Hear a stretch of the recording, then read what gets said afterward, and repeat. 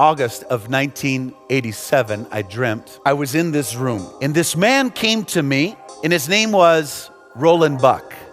Roland was a pastor in the western part of the U.S., over 3,000 miles away from where I lived. I never met this man. I never talked to this man. Actually, at the time, if I remember correctly, he was already gone and he was in the cloud of witnesses. But I read a book from Charles and Frances Hunter about this man named Roland Buck. And Roland Buck was the guy they called the man who talked with angels. So as the dream continued, it shifted over to a guy that I was working with, that I'd worked with previously.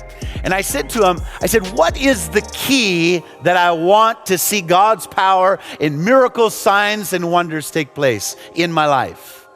And the man came up to me and he cupped his hands, and at the top of his lungs, he yelled into my ear 3 words: compassion, compassion, compassion.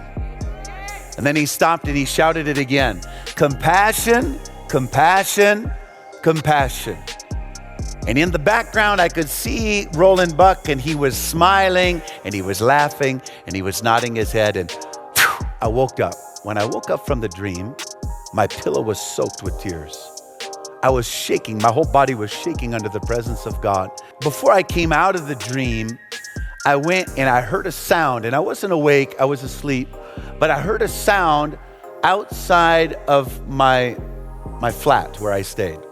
And I heard this sound, and it sounded like an object fell from heaven. And I heard it go, shh, and I heard it hit the ground right outside my door.